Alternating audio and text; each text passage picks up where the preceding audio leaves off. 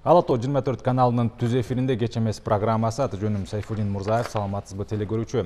Бул чыгарылышта азык-түлүк коопсуздугу айланасында сөз кылабыз. Студиябызга Айыл суу чарба жана аймактарды өнүктүрүү министрлигинин өсүмдүк өстүрүүчүлүк жана өсүмдүктөр карантини бөлүмүнүн башчысы Жигиталы Жумалиев менен Монополияга каршы жөнгө салуу агенттигинин жөнгө салынуучу чөйрөлөр башкармалыгынын башчысы Сагындык Маматаморов мырзаны чакырганбыз.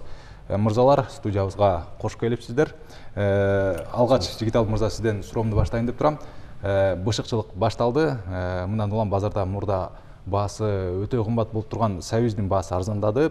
Ошол эле учурда өлкө аймагында кайсы дан эгиндери, кайсы жашылча жемиштер бышты. Жакшы болот. Биринчиден саламатсыздарбы, урматтуу телекөрүүчүлөр. Мына 20-июль жалпы республикасы боюнча Курман айт майрамы деп белгиленди. Ушу келе жаткан Курман айт майрамыңыздар менен мусулмандарды. Рахмат. Садыла туура айтасыз. Быйылкы жылдын катаалчылыгына карабастан кургакчылыкты кургакчылык өкүм сүрдү. Андан сырткары суунун жетиштиги болду. Бирок ошого кыйынчылыктарга карабастан декандарыбыз кайратман иштери менен учурда бир кылканды дан эгиндерин жыйноону башташты. Азыр кылканды дан эгиндеринин буудай арпаларын түштүк областта деканчылык райондор 50-60% жыйнап коюшту. Чүй областында бир 45%дан ашыгын жыйнап коюшту. Тилекке каршы жогоруда айткандай ушу түшүмдүүлүк өткөн жылга караганда ачык айтышыбыз керек, бир 10-12 центнерге чейин гектарына төмөн болуп атат. Бул өзгөчө кайрак жерлерде, ал эми сугат жерлерде ошондой эле жакшы өстүргөн декандарыбыз сугат жерде 80-70 центнерден 50-40 центнерге чейин түшүм алып аткан декандарыбыз бар. Бирок биздин божомолубуз менен быйыл ошо эң биринчи бизге керектүү азык-түлүк коопсуздугуна керектүү болгон буудайдын түшүмү өткөн жылга караганда бир 170 миң тонна азыраак күтүлүп жатабыз. Башкача айтканда бардык айыл чарба өсүмдүктөрүнүн мындай дүң жыйымы түшүм 20-25% тегерегинде төмөн күтүлүп жатат быйыл. Андан сырткары өзүңүз айткандай ушу жашылча, бакча, мөмө жемиштер жыйналып жатат. Бүгүнкү күндө республикасы боюнча 161 миң тонна жашылча жыйналды. Бул өткөн жылга караганда бир 12 миң тоннадан көп. Бакчабызда 135-40 миң тегерегинде эметти. Бул да өткөн жылга караганда көп. Мөмө жемиштер былтырга караганда бир 1000 тоннага көбүрөөк мөмө жемиштер жыйналды. Өзүңүз айткандай ушу билесиз, сабиздин баасы 100 сомдон ашып кеткенде биз ошондо декандарга жалпы элге кайрылганбыз. Ушу июлдун башында түшүм башталганда баа турукташат. Азыр азастан баа түшүп жатат баардык өсүмдүктөр. Сагындык Маматаморович, Кыргызстанда азык-түлүк коопсуздугунун камсыз кылуунун деңгээлин баалоо максатында эң керектүү тамак аштын түрү аныкталган. Нан жана нан азыктары, картошка, жер жемиш, жашылча жана бакчалар, кант, өсүмдүк майы, сүт жана сүт азыктары, эт азыктары, жумуртка. Төмөнкү азыктарга болгон бааларды туруктуу сактоо боюнча кандай чаралар көрүлүп жатат? Саламатсыздарбы, урматтуу телекөрүүчүлөр. Туура айтасыз. Бүгүнкү күндө Жигитал Жумалиев айткандай ору жыйноо иштери башталды. Ага карата анын негизинде бүгүнкү күндөгү бизде базарларда келген коюлуп аткан баалар бүгүнкү күндө мурунку жумага эле салыштырсак бир топ арзандады да. Мисалы, акыркы жума ичинде картошка, сабиз, капуста, помидор, бадыраң, ошондой эле чеснок, алмаларга болгон баа 3%дан 30%га чейин баалар түштү да. Бул эмнени билдирет? Биз жана бир ай мурун сабиз көтөрүлгөндө биз бир топ иш-чараларды аткарганбыз. Ошондо да айтканбыз, бул жана сезондук фактор болуп эсептелинет да. Бул жылда биз жана дыйкандарыбыз бир жылы бир продукцияны эгип, кийинки жылы экпей калганда, андан кийинки жылы ошол продукция болгон баалар көбөйүп кетет да. Ошонун негизинде быйылкы жылы эң оор кырдаал болуп ушул сабиз боюнча маселе туулду. Быйылкы жылы сабизди өзүңүздөр билсеңиздер, быйылкы жылы бышып азыркы күндө базарларга чыгып баштады. Ошонун негизинде 100 сомдон сатылып жаткан сайыздар бүгүн 50-60 сомго чейин баасы түштү. Бүгүнкү күндө жерлерде 30 сомдон да 40 сомдон да кездешкен жерлер бар да. Белгилей кетчү жагдай былтыркы жылы бизде сайыз жакшы эле болгон. Былтыр 178 000 тонна сайыз өндүргөнбүз. Бул 2019 жылга караганда бир аз. 2019 жылы 168 000 тонна, 184 000 тонна өндүрүлгөн да. Бирок ошого карабастан былтыркы жылы сайыздын бир кап сайыз 20 сом, 30 сомдон сатылган да. Ошондуктан жана 20-жылы дыйкандарыбыз бул үрөндү азыраак айдашкан. Анан ошонун себебинен биздин өзүбүздө ички рыногубузда сайыздын көлөмү азайып кеткен. Ошого байланыштуу быйыл тартыштык болуп калды. Анын үстүнөн коңшу Казакстанда деле, Россияда деле сайызды бизден алып чыгат экен. Андай учурлар бар экен. Ошонун негизинде кышындасы ошондой бизден сайыз чыгып кеткен көп коңшу мамлекеттерге. Бирок бүгүнкү күндө азыр жаңы сайыз бышып турукташып калды. Андан сырткары сиз айткандай дагы бүгүнкү күндө эң орчундуу маселелердин бири бул суу май менен кумшекерге болгон маселелер жаралды. Ал боюнча өкмөт тарабынан майда тийиштүү чаралар кабыл алынган. Кыргыз Республикасынын аймагында жөнгө салуу киргизилген. Биз бүгүнкү күндө сырттан келген суу майын ошондой эле өзүдө өндүрүлгөн кумшекерге бүгүнкү күндө мамлекеттик жөнгө салуу киргизилген. Биз азыр жана максималдуу пайыздык эмелерин коюп бергенбиз, надбавка деп коет. 5% биз импортерлорго коюп бергенбиз, оптом алып келгендерге. Ал эми чекене жанагы базарларда, точкаларда саткандарга, жана сеттерге, торговый сеттерде саткандарга, магазиндерге 5% коюп бергенбиз да. Бүгүнкү күндө ошентип, мисалы сырттан 150 сомдон суу май кирсе, эң ашып кетсе 15 сом гана кошулуп, 10%, жалпы 10% болуп атат, 15 сом кошулуп сатылууда да бүгүнкү күндө. Биз ошону көзөмөлдөп атабыз.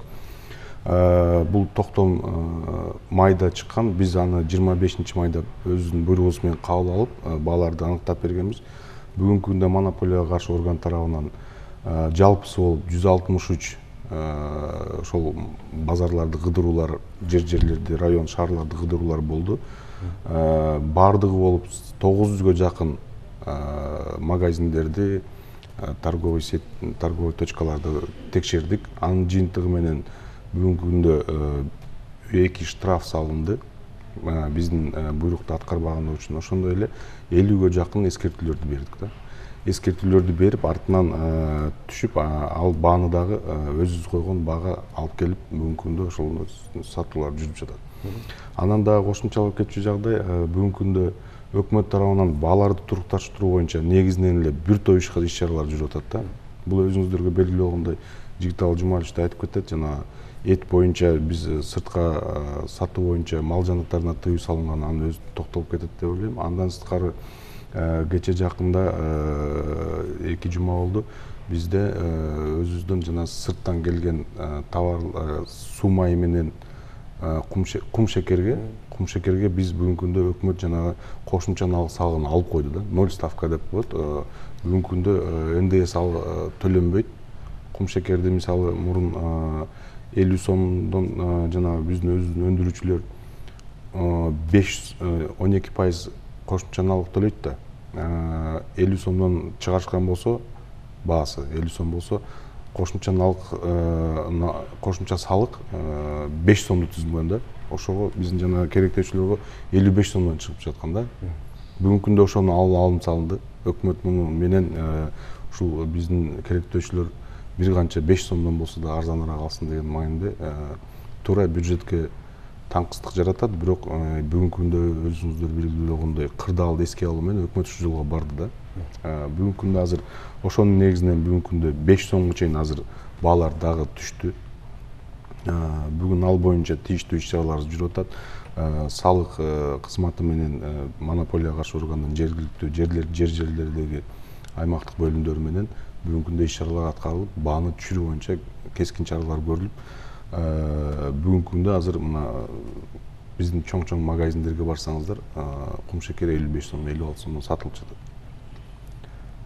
Негизинен айтканда ушундай, анан Жигитал Жумалович айткандай буудай ун маселеси боюнча бүгүнкү күндө ун боюнча біздің өзүбүздүн анализдерибиздин жүргүзүлгөн мониторингтердин жыйынтыгы боюнча бүгүнкү күндө биринчи сорттогу ун азыр 33 сом 80 тыйындан орточо баасы биздин Кыргыз Республикасында. Бул жана мурунку жылы ушул айда 2020 жылы 32 сом эле да.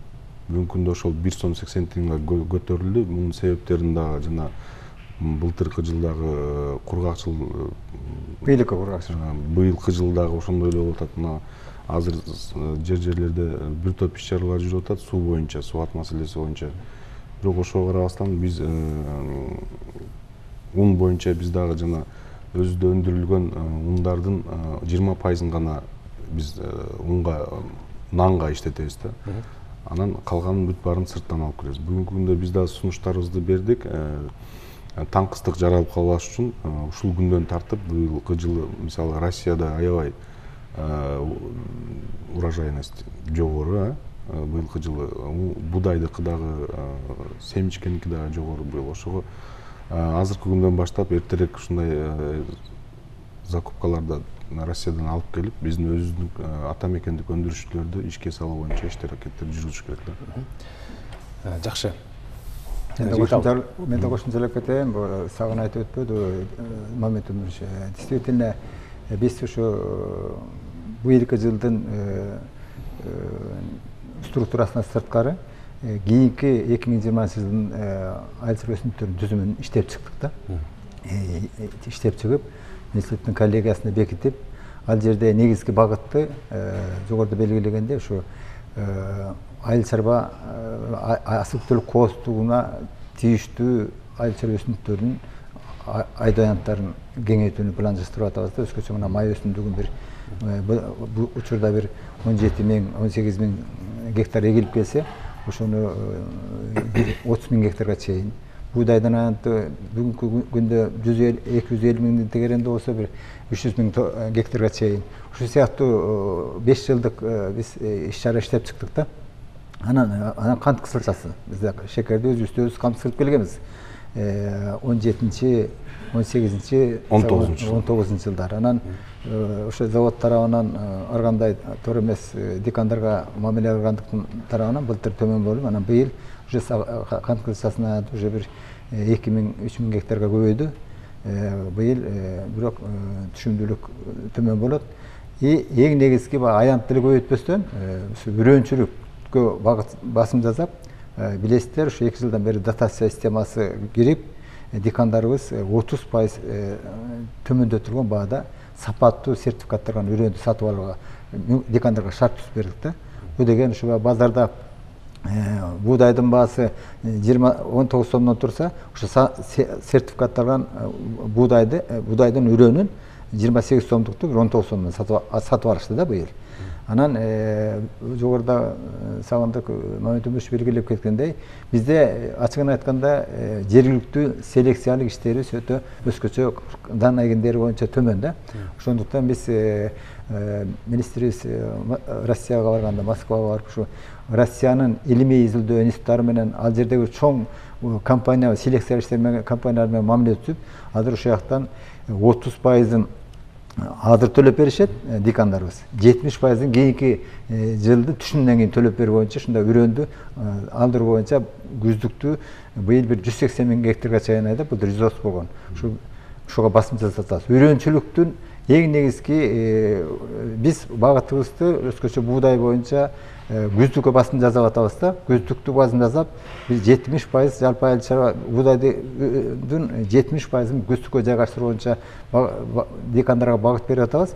Ошол эле учурда багы дикандар жылда эле багы бир продукциясын өстүрүп алып, кийин bir bankrot болбосун деп, ар бир айыл аймакка чейин райондор боюнча адистештирүү долбоорун иштеп чыгып, ошону дикандарга кышында буйругуда берсе, окут иштеринде азыр да баштап түшүндүрүп берип атабыз да. Ушул боюнча жыл сайын бир өсүмдүк арзандап жеп кымбаттап кетти. Мисалы, быйыл эле Союз 100 сомдон ашты. Ушул айыл чарба министрлиги ушундай жагдайды болтурбоо үчүн өзүнчө бир башкармалыгы бар. Башкармалык түзүлдү.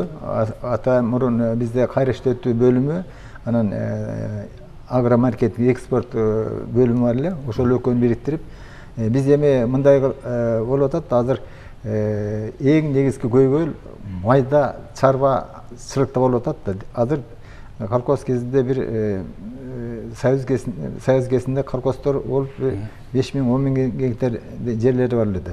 Азыр ар бир деканда түштүктө кээ биринде 1 гектарга жетпеген жерлерди иштешет. Ошон үчүн биз министрлик ошо 6 багытта министрлик тарабынан донолорду катышуусу менен багыттарды иштеп чыган. Ошонун эң биринчи эң негизги багыттардын бири ошо адистештир, анан жанагы ызбыт сыртка чыгарды, жанагы кластердик ыкмага өтүү да. Кластердик ыкмага өтүү дегенибиз бул ошо баягы майда дыйкан чарбаларды ошо кайра иштетүү тармагын иштетүү ишкананын айланасында топтоп, аны биригүү да. Ошол өндүргөн продукциясын бир логистикалык борбор түзүп, ошол жака тапшыртып, мындай ирилештирүү саясатын жүргүзүп жатабыз да. Ошондо бир жерди иштетүүнүн маданияты дагы, айыл чарбасынын түшүмдүүлүгү дагы албетте дөң түшүмүнө да таасир этет да. Сиз жогоруда айтып кеттиңиз, ушундай жагдайларды болтурбоо үчүн башкармалык түзүлүп атат деп. Буюрса эмки жылы мындай жагдайлар болбойбу? Эми албетте аракет кылабыз, бирок эми баягы биз рынок шартында жашап жаткандан кийин өтө төмөндөр болот. Совет боюнча Сагындык Мамедович айтып өтпөдү азыраты.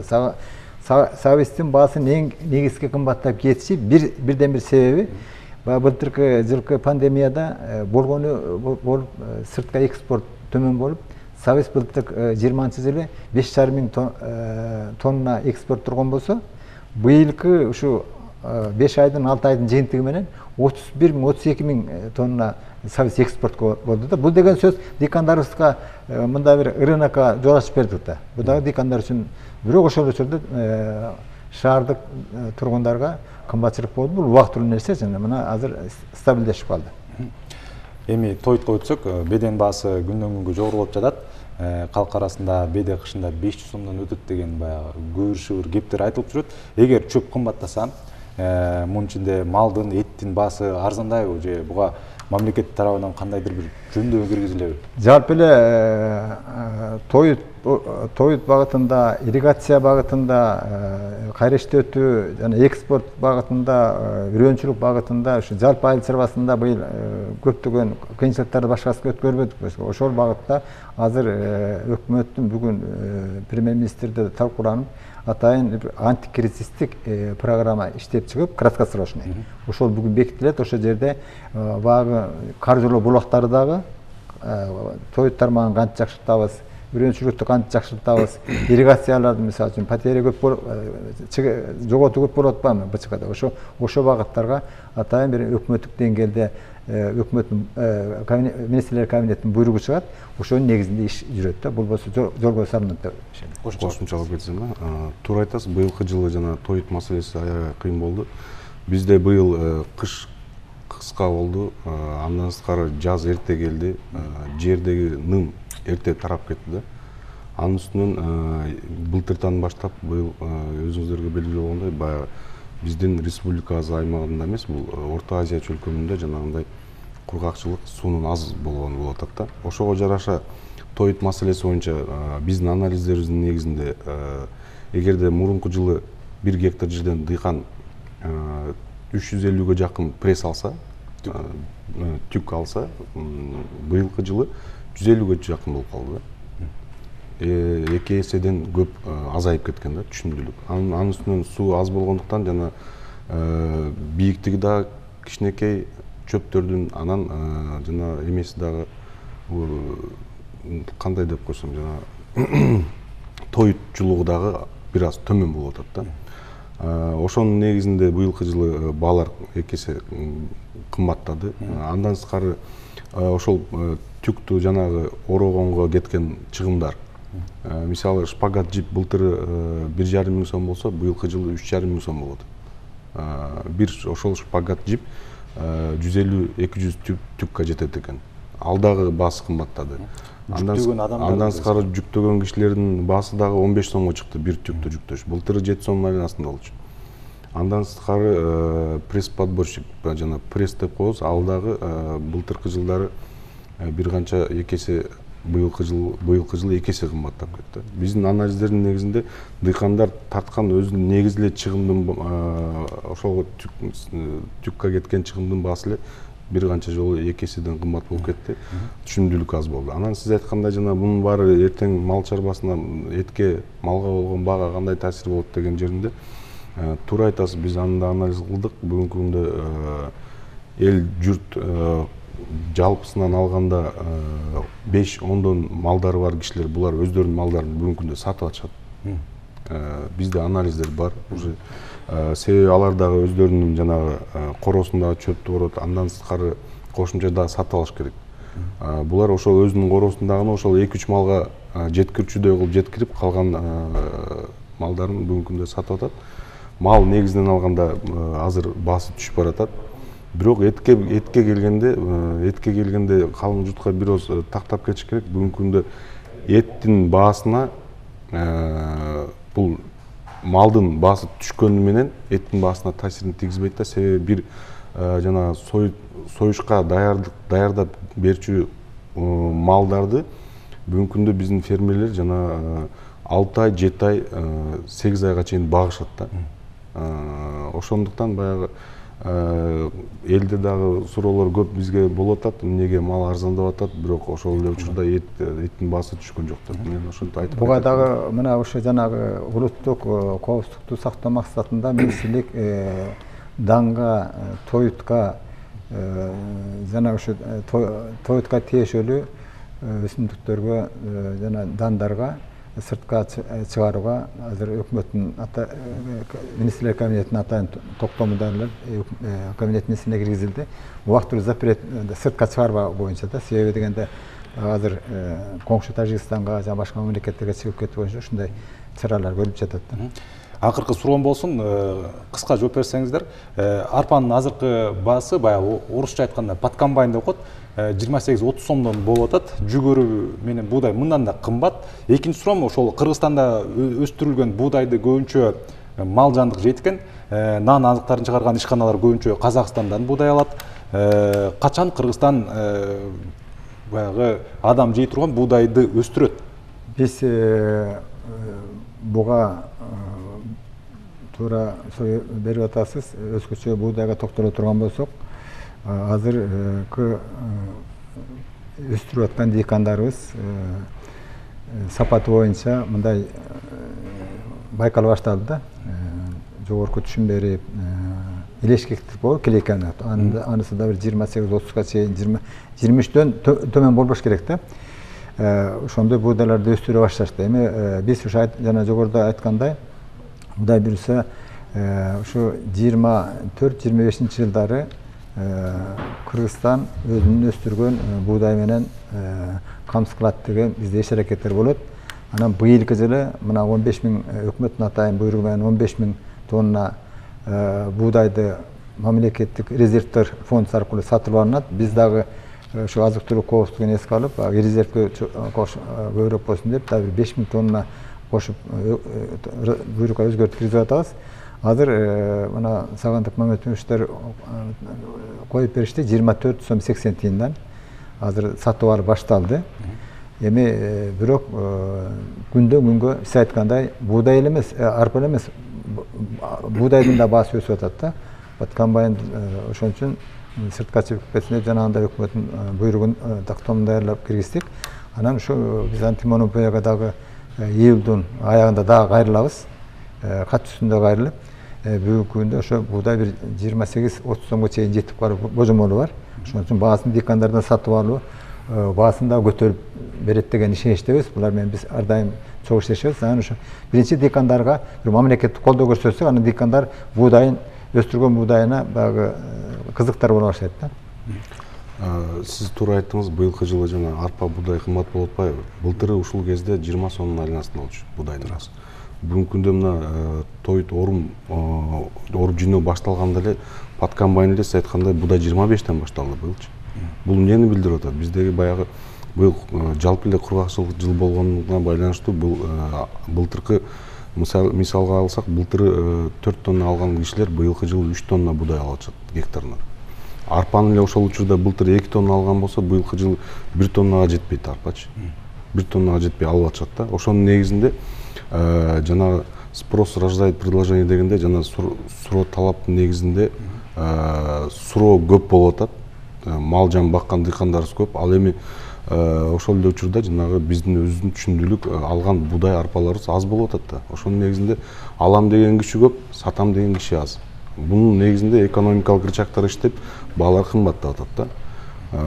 Ошондой жагдайда бүгүнкү күндө абал ошол эми боюнча азыр эми дагы оруп жиноо бүтө элек. Буюрса бүткөнгө чейин биз ушул абал кыйла турукташып калат деген үмүттөбүз бүгүнкү күндө. Баасын көтөрүп берсек, дагы бул сатып алып баасын көтөрүп берсек, дыйкандар өзүбүз сыртка чыгып кетпей, өзүбүздүн мамлекеттик фонд, резервдик фондуна тапшырып, мындай азык-түлүк коопсуздугуна көмөк болот да. Мырзалар, студиябызга келип кызыктуу маек болуп бергениңиздерге ыраазычылык билдиребиз. Кадырман телекөрүүчү, Ала Тоо 24 каналынын түз эфиринде кеч эмес программасы болду. Бул чыгарылышта азык-түлүк коопсуздугу айланасында сөз кылдык. Студиябызга Айыл суу чарба жана аймактарды өнүктүрүү министрлигинин өсүмдүк өстүрүүчүлүк жана өсүмдүктөр карантини бөлүмүнүн башчысы Жигиталы Жумалиев менен Монополияга каршы жөнгө салуу агенттигинин жөнгө салынуучу чөйрөлөр башкармалыгынын башчысы Сагындык Маматморов мырза болду. Алдыда суга байланышкан көйгөйлөрдү талкуулайбыз. Биздин каналдан алыстабаңыз.